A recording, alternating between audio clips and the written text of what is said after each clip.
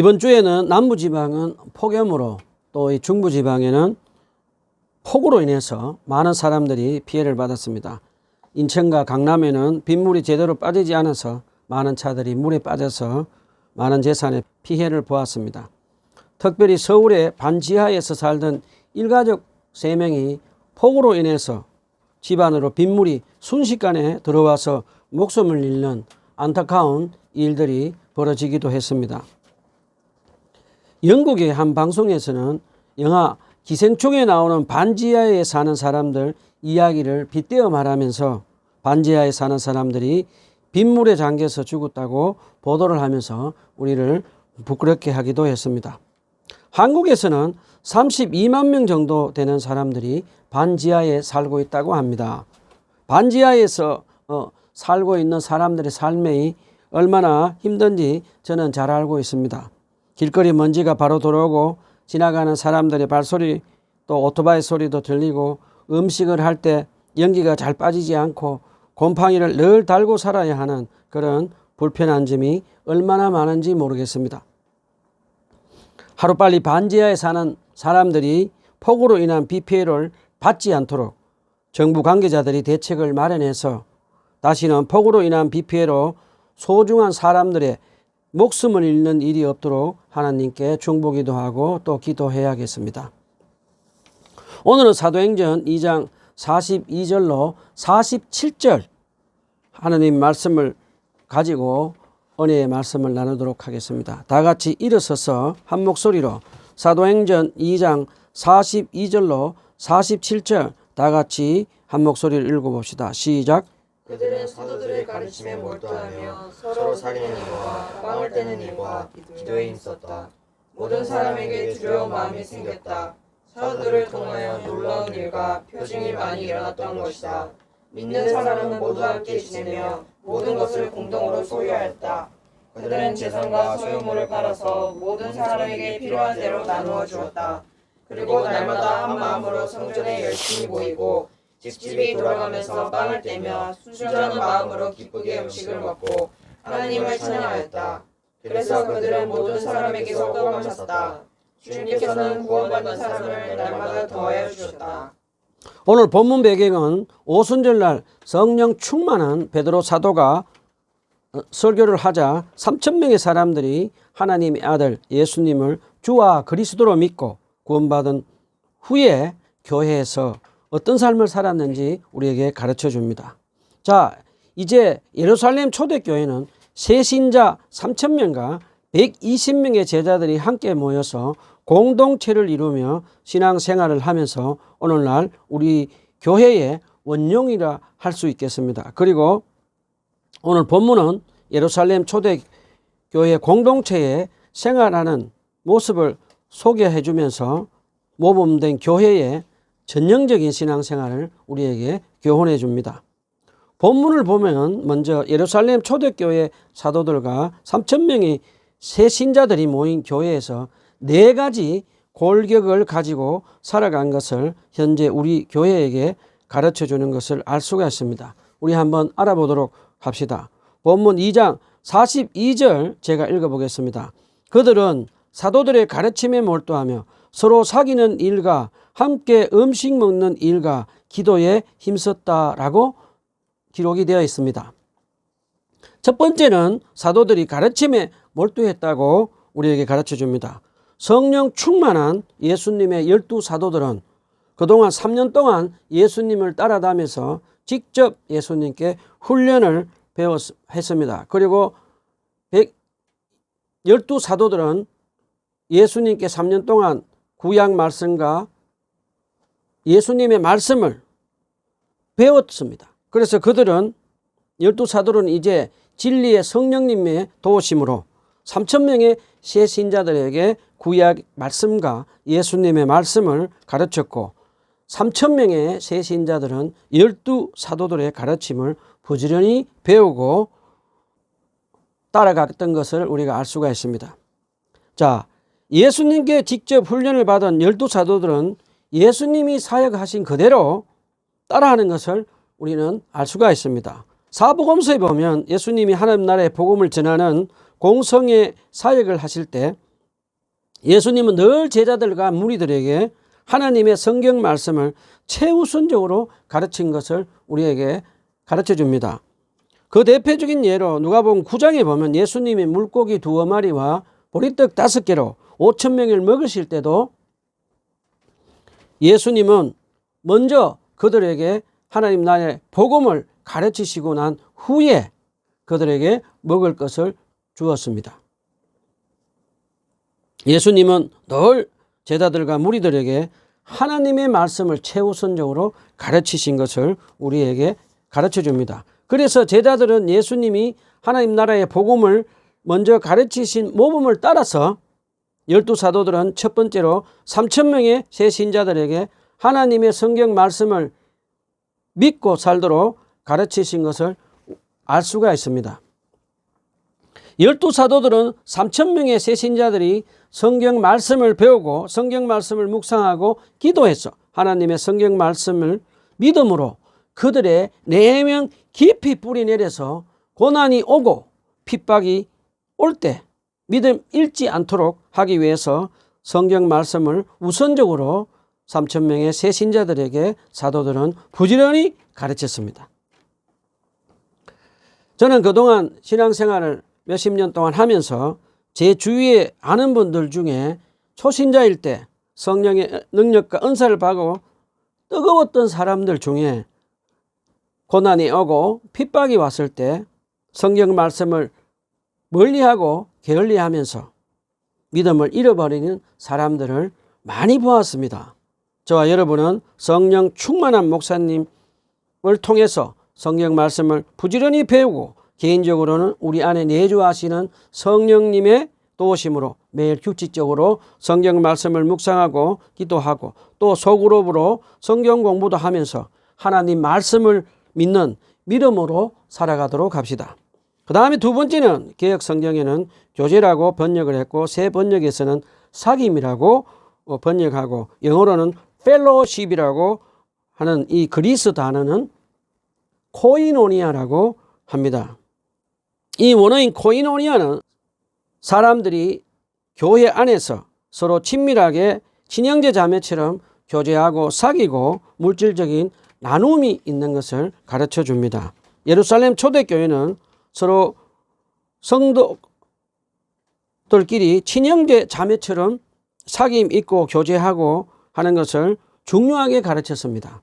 사도 바울도 고린도후서 13장에 보면 하나님의 사랑과 예수 그리스도의 은혜와 개역 성경에는 성령의 교통하심, 공동 번역에는 친교, 새 번역에는 사귐으로 번역이 된 단어가 코이노니아입니다. 우리는 이 고린도후서 13장은 목사님들이 축도할 때 주로 쓰는 그런 구절입니다. 그런데 성령의 교제, 성령의 친교, 성령의 사귐으로 그렇게 번역을 했습니다. 사도 요한은 또 요한 1서에 보면은 우리가 하나님과 친밀한 사귐과 교제를 하고 또 성도들끼리 서로 교제하고 사귀는 또 물질적인을 나누는 그런 코이노니아라는 단어를 사용해서 가르쳤습니다. 자, 사도 요한과 누가와 바울 사도가 이렇게 코이노니아 성도들끼리 서로 나누고 교제하고 또 물질적인 것도 나누고 교제하고 사귀는 것을 이 가르친 것이 이 코이노니아는 얼마나 초대교회의 중요한 가르침인지 우리에게 가르쳐 줍니다. 자, 예루살렘 초대교회를 한번 생각해 봅시다. 3,000명의 새신들 중에는 못 배운 사람도 있고 배운 사람도 있고 가난한 사람도 있고 부자들도 있었습니다. 그들은 그런데 교회 안에서 어떤 신분의 차별도 하지 않았습니다. 그들 중에는 노예도 있었고 또 노예 주인도 있으면서 서로 교회 안에서 형제 자매라 부르며 신분 차별을 하지 않고 살았습니다. 우리가 잘 아는 대로 사도행전을 기록한 누가도 노예 출신으로 주인인 크리스찬이 누가를 노예로 해방시켜주고 형제라 부르며 서로 교제하고 사귄 것을 알 수가 있습니다. 또 이 밖에도 사도 바울의 서신서에 보면은 노예로 살던 사람을 예수님을 믿고 난 후에 예수님 안에서 서로 형제라고 부르며 교제하며 사귐을 가지고 사는 것을 우리에게 가르쳐 줍니다. 그 당시에 여자라고 무시당하던 사람들도 예수님을 믿고 이제 교회 안에서 서로 형제 자매라고 부르면서 서로 교제하고 사귐을 가지고 신앙생활하는 놀라운 모습을 보여줍니다. 어떻게 이런 일이 이루어질 수 있을까요? 놀랍지 않습니까? 이것은 자연적인 사람의 노력과 힘으로는 이루어질 수 없는 것입니다. 이 놀라운 일은 예루살렘 초대교회 성도들의 마음 안에 내주하시는 초자연적인 성령님의 사랑의 열매로 역사로 이루어진 것을 우리에게 가르쳐 줍니다. 제가 한 가지 질문을 한번 해보겠습니다. 여러분은 교회에서 신앙생활을 하면서 어떤 사람들과 교제를 하며 사귐을 가지고 사시고 계십니까? 얼마 전에 제가 이 예화를 한번 든 적이 있는데 설교 시간에 다시 한번 해보겠습니다. 강남에서 목회하시던 아주 존경받는 목사님이 설교 시간에 했던 이야기입니다. 그분은 지금 이제 천국으로 가시고 안 계십니다. 자, 그분은 강남에서 목회를 하면서 그 타락하고 음란한 밤문화에 있던 그 술집에 다니던 한 여성이 정말 하나님의 은혜로 기적같이 예수님을 믿고 구원받아서 교회에 나오게 되었다고 합니다. 술집에 다니던 한 여인은 이제 온전한 자기 죄를 뉘우치고 예수님의 용서의 세례를 받고 성령으로 거듭나서 구원의 은혜를 감당하지 못해서 이제 세신자반에 가서 성경 공부도 하고 이제 제자반에 들어가서 본격적으로 성경 공부를 하기 시작했다고 합니다. 그런데 얼마 시간이 지난 후에 소그룹 제자 훈련반에 들어가서 성경 공부를 하던 그 여자분은 그 소그룹 멤버들 중에 뒤에서 그 여자분의 가글을 덜추어내면서 뒷담화를 치면서 수근수근 거리면서 자기를 왕따를 시키는 것을 느끼기 시작했다고 합니다. 그러자 그 여인은 계속해서 왕따를 당하고 자기 가글을 가지고 뒷담화를 치는 그 견디지 못하고 교회를 떠나갔다고 하시면서 안타까워하시는 목사님의 설교를 들었습니다. 여러분은 교회에서 신앙생활하면서 어떤 사람들과 교제를 하며 사귐을 가지고 사시고 계십니까? 스스로 질문을 한번 해보시기 바랍니다. 저와 여러분은 성령님의 도우심으로 사랑의 열매를 맺어서 예루살렘 초대교회 성도들의 모범을 따라서 가난한 사람, 부자, 배운 사람, 못 배운 사람, 여자, 남자 차별하고 무시하지 말고 형제 자매라 부르면서 친형제처럼 서로 교제하고 사귐을 가지는 신앙생활하는 사람이 되었으면 좋겠습니다. 그 다음 세 번째는 예루살렘 초대교회는 음식을 나누며 서로 성도들끼리 교제하고 사귐을 가졌습니다. 예루살렘 초대교회는 영적인 일만 가르친 것이 아니라 서로 성도들끼리 음식을 나누며 교제하고 나누는 것을 사귀는 것을 중요한 가르침으로 가르쳤습니다. 사도 바울도 고린도 교회 성도들에게 음식을 나눠 먹을 때 먼저 온 사람들이 맛있는 음식을 다 먹어버리는 일이 없도록 이제 뒤에 오는 사람들 위해서 맛있는 음식을 먼저 먹지 말고 다 함께 먹도록 권면하는 것을 우리에게 가르쳐 주면서 초대교회 성도들은 교회 안에서 맛있는 음식을 서로 형제 자매들과 기쁘게 나누어 먹는 것을 얼마나 중요하게 가르쳤는지 우리가 알 수가 있습니다.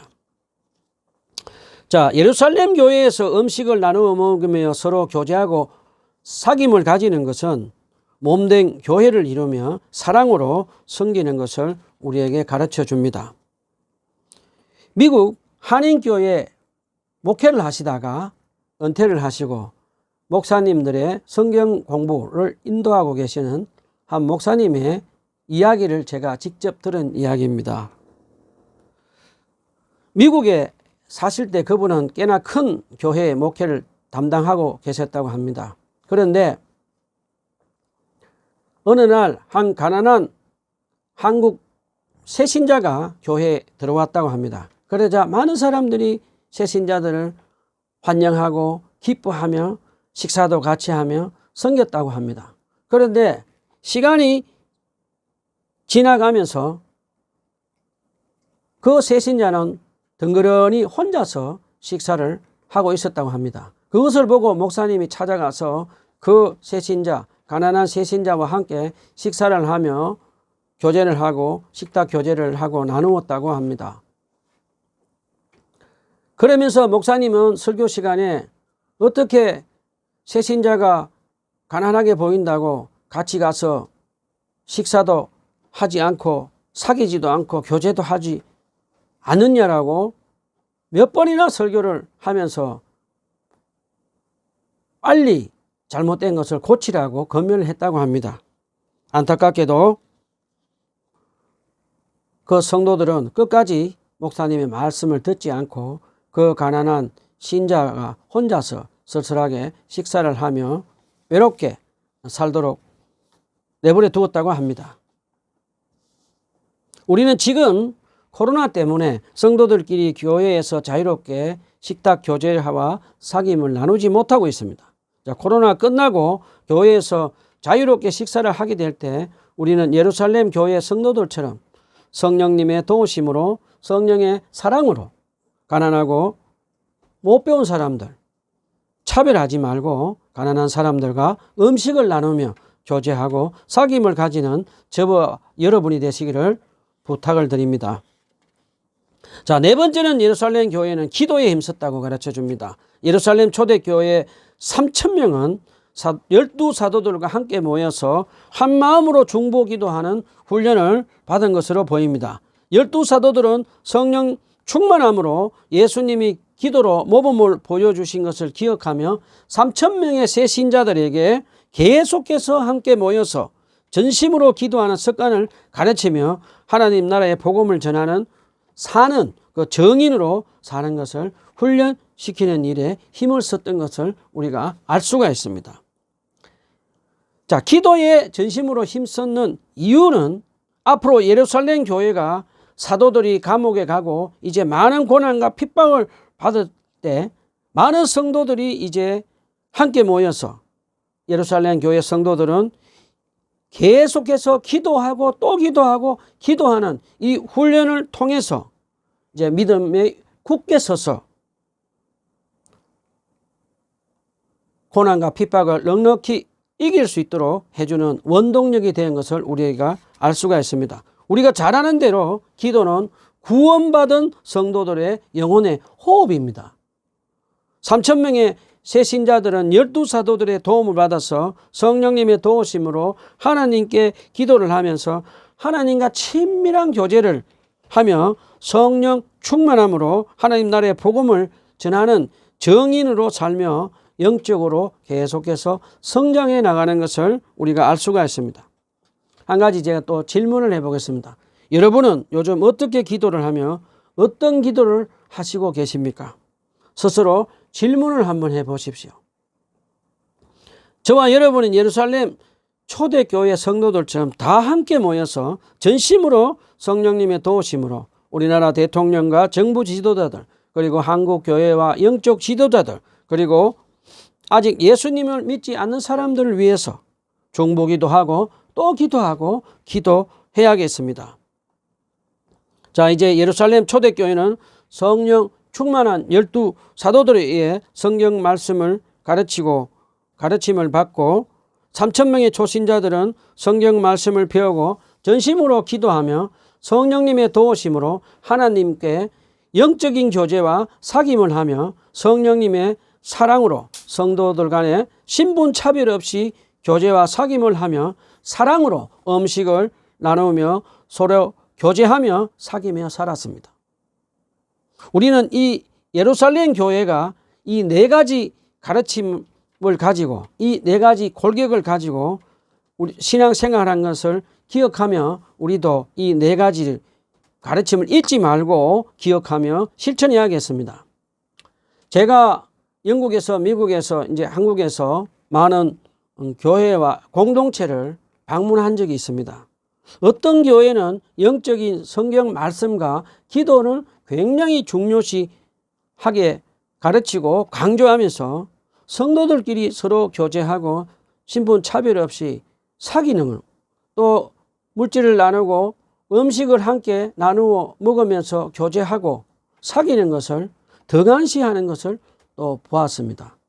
또 반대로 어떤 공동체는 성도들끼리 서로 신분 차별 없이 교제하고 사귀는 것을 강조하고 음식을 나누며 사귀고 교제하는 것을 중요하게 가르치고 강조하면서, 또 반대로 영적인 하나님의 말씀을 배우고 기도하는 것을 좀 멀리하는 것을 보았습니다. 우리는 어느 한쪽으로도 치우치지 말고 예루살렘 교회가 가르쳐주는 이 네 가지 골격을 다 중요하게 가르치고 실천해야겠습니다. 자, 이제 시간이 점점 지나면서 예루살렘 초대교회는 성령님의 능력과 인도하심으로 교회가 많은 열매를 맺고 영적으로 성숙해가는 모습을 우리에게 보여줍니다. 본문 2장 43절을 보면 예수님이 공생에 사역하실 때 성령 충만함으로 많은 이적과 기적을 행했던 것처럼 성령 충만한 사도들을 통해서 성령님은 많은 이적과 표적을 나타나게 합니다. 그러자 많은 사람들은 영적으로 거룩하고 경건한 사도들을 존경하고 많은 사람들은 사도들을 두려워 마음이 생겼다라고 이렇게 기록이 되어 있습니다. 저는 이 대목을 묵상하다가 문득 한국 교회와 사회에서 존경과 신뢰를 잃어버린 한국 교회 영적 지도자인 목사님들을 생각하면서 저도 작은 교회 목회자의 한 사람으로서 많은 부분에 잘못된 것을 반성하고 회개해 보기도 했습니다. 기도하고 바라기는 다시 한번 한국교회 영적 지도자들이 경건하고 거룩한 사도들처럼 성령의 능력이 나타나서 이적과 표적을 나타나고 세상 사람들로부터 존경과 두려운 마음을 가지도록 다시 한번 한국교회 영적 지도자들이 거룩하고 경건한 영적 지도자들이 되기를 소망하고 기도해 봅니다. 그 다음에 본문 2장 43절에서 45절에 보면 예루살렘 초대교회 성도들은 모두 함께 지내며 모든 것을 공동으로 소유하고 공동체 유익을 위하여 자기의 재산과 물건을 나누었다고 가르쳐 줍니다. 예루살렘 교회 성도들은 재산을 나누는 것은 어떤 종류의 압박이나 강제로 하는 것이 아니라 전적으로 하나님의 구원의 은혜를 받은 예루살렘의 교인들이 우리 마음 안에 내주하시는 성령의 사랑으로 자발적인 결단으로 이루어진 것을 가르쳐 줍니다. 그 다음에 사도행전 4장 33절에서 35절에 보면 예루살렘 교회 성도들은 자발적으로 자기 땅을, 자기 재산을 자기 것으로 여기지 않고 주님이 맡긴 청지기 정신으로 살면서 자기 땅과 재산을 팔아서 사도들 발 앞으로 두었고, 사도들은 그 재산을 교회 안에 가난한 사람들 필요에 따라 나누어 주어서 교회 안에 가난한 사람이 하나도 없었다라고 기록을 해놓았습니다. 또 그 밑에 줄에 보면 우리가 익히 알고 있는 바나바 사도도 자기 땅을 팔아서 사도들 발 앞에 두고 사도들은 가난한 사람들에게 각 사람의 필요에 따라 나누어 주었다고 기록되어 있습니다. 이 얼마나 놀라운 일인지 알 수가 있습니다.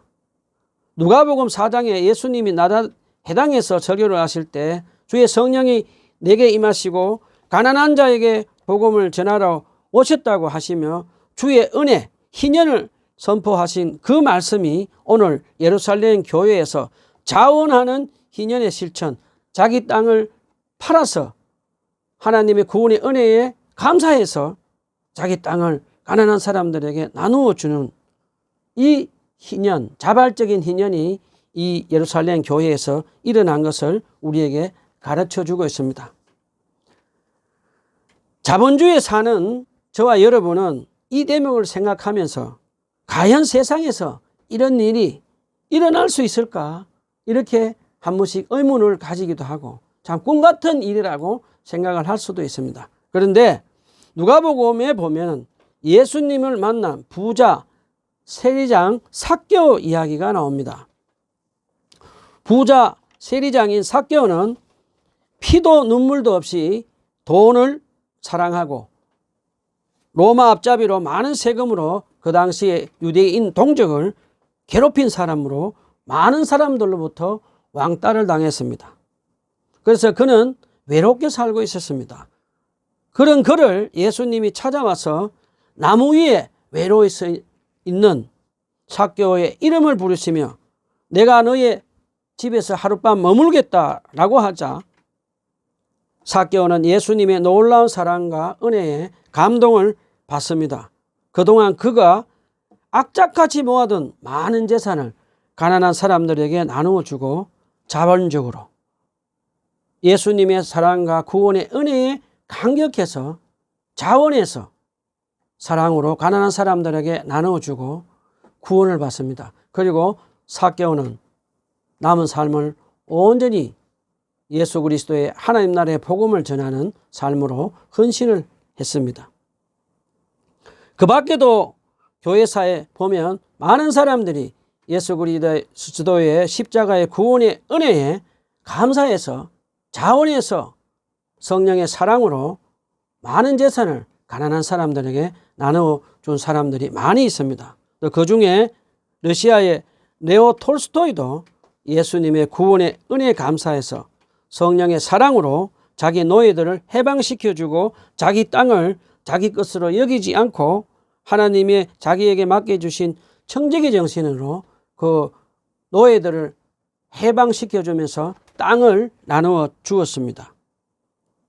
그리고 또 맨발의 성자라고 유튜브에서 나오는 최춘선 할아버지 목사님도 수많은 땅을 가지고 경기도에 가지고 있었다고 합니다. 그런데 6.25 전쟁이 나서 북한에서 내려온 피난민들이 집이 없어 길거리에 자는 것을 보고 그분이 가진 땅을 피난 온 그 북한 분들에게 많은 땅을 나누어 주었다고 합니다. 그분이 그렇게 자기의 많은 땅을 북한에서 피난 온 사람들에게 나누어 준 것은 예수님의 구원의 은혜에 감사해서 자원해서 자기 재산을 자기 것으로 여기지 않고 하나님이 맡겨준 재산으로 여기는 청지기 정신으로 그의 많은 재산을 나누며 헌신하다가 이제 천국으로 가셨습니다. 자, 우리는 한국 교회사를 보면 이 밖에도 많은 분들이 예수님의 구원의 은혜에 감사해서 자원해서 자기 재산을 교회에 헌금해서 성령의 사랑으로 가난한 사람들에게 나누어 주며 하나님 나라의 복음을 전하며 정인으로 산 분이 많이 있는 것을 우리에게 가르쳐 줍니다. 여기 잠깐 우리 공산주의 이론을 만든 칼 막스에 대해서 한번 알아봅시다. 이 칼 막스는 유대인으로 자기 아버지가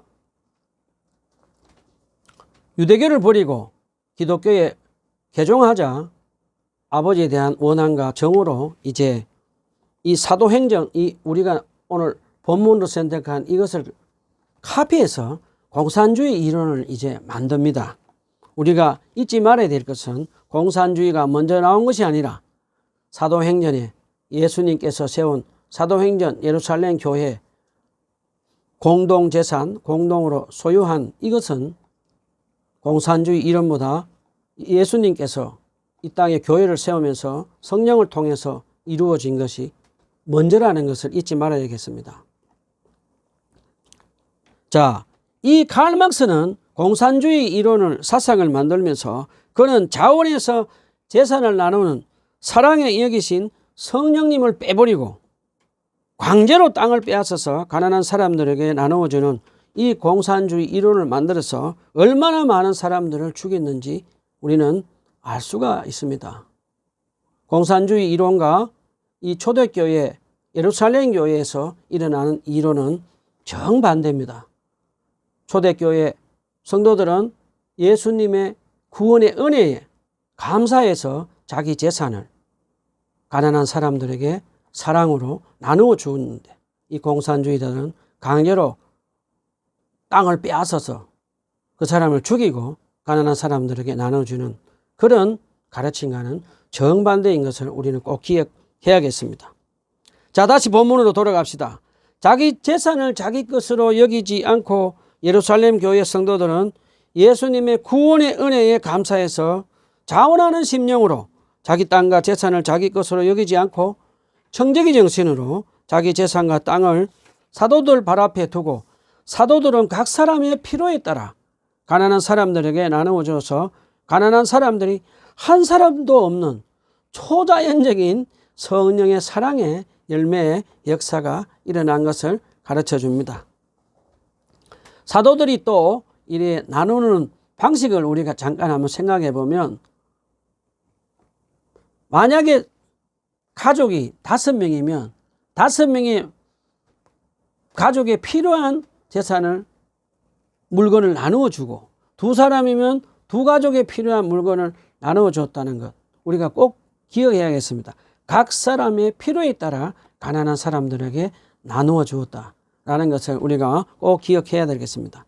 그 다음에 본문 2장 46절 47절에 보면 예루살렘 교회 성도들은 성령의 사랑의 열매로 한 마음으로 성전에 열심히 모이고 집에서 성만찬도 행하고 사랑으로 음식을 나누며 교제하고 하나님께 기쁘게 찬양을 했다고 합니다.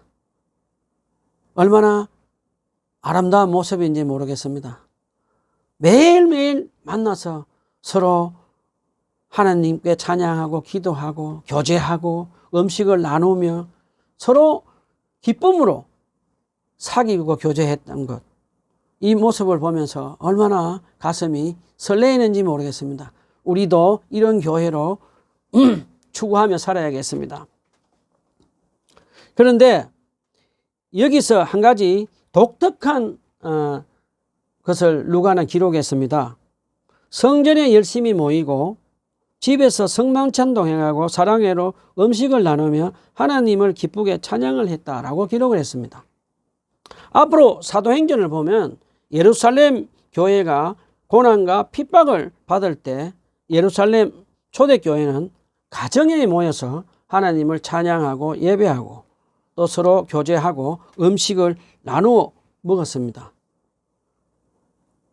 자, 고난과 핍박을 받는 예루살렘 교회는 이제 앞으로 이 가정교회가 얼마나 큰 역할을 하는지 우리가 배울 수가 있을 것입니다. 자, 이제 이렇게 아름다운 신앙생활 하는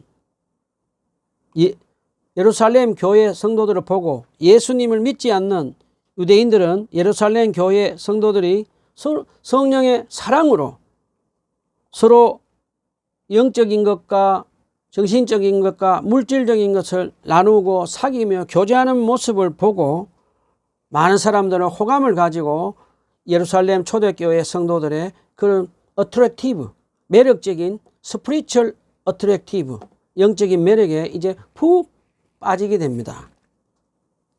그리고 많은 사람들로부터 예루살렘 초대교회 사람들은 칭송을 받습니다.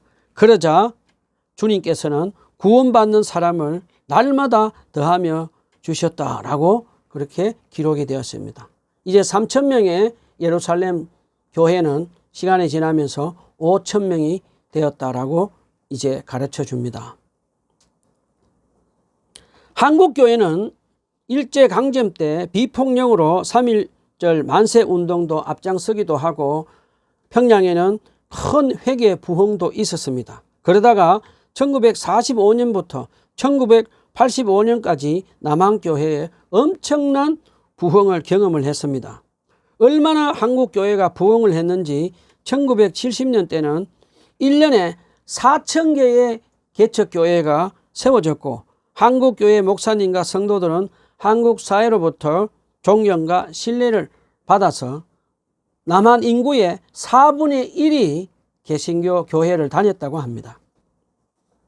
그러다가 1988년 올림픽을 기점으로 한국 교회는 영적으로 쇠퇴를 하고 한국 교회는 목사님들의 교회 땅 투기를 하는 것이 TV에 보도되기도 하고 대형 교회 목사님들이 아들을 후임 목사로 세우기도 하고 목사님들의 그 성적 타락으로 인해서 수많은 여성도들이 헤어나올 수 없는 상처를 받으면서 한국 사회로부터 신뢰와 존경을 잃고 말았습니다. 그러다가 한국교회는 코로나 팬데믹으로 인해서 한 치 앞도 볼 수 없는 캄캄한 어둠 굴 속으로 들어가서 헤어나오지 못하고 있습니다. 자, 그러면 우리는 어떻게 해야 할까요? 첫 번째는 우리는 예수님보다 더 사랑한 우상들인 돈, 명예, 권력 그리고 엄란한 생활을 한 것을 죄를 뉘우치고 회개하고 그 다음에 교회 안에서 신앙생활을 하면서 가난한 사람, 못 배운 사람들을 차별하고 무시한 죄를 뉘우치고 회개합시다. 그런 후에 예루살렘 교회 사도들처럼 거룩하고 경건한 영적 능력을 회복해서 성경 말씀과 기도로 성령 충만함을 받고 하나님을 예배하며 하나님 나라의 복음을 전하는 정인으로 살아야 하겠습니다. 그 다음에 예수님을 믿는 우리들은 성령의 열매인 사랑으로 가난한 자, 부한 자, 배운 자, 못 배운 자, 여자, 남자, 신분 차별을 없애고 영적으로 친형제처럼 자매처럼 서로 사귀고 교제하며 살아야겠습니다. 마지막으로 예루살렘 교회 성도들처럼 자기 재산을 자기 것으로 여기지 않고 하나님이 나에게 맡기신 청지기 정신으로 살면서 성령의 사랑의 열매로 나의 재산을 가난한 사람들에 나누어 주고 하나님 나라의 복음을 전하는 정인으로 삽시다. 한국교회 목회자들과 성도들이 다시 한번 거룩하고 경건한 삶을 살면서 성령의 능력과 성령의 사랑의 열매를 맺어서 하나님 나라의 복음을 전하는 정인의 삶을 예루살렘 교회 성도들처럼 산다면 주님은 다시 한번 한국 교회에 구원받는 사람들을 더하여 주실 것입니다. 기도합시다.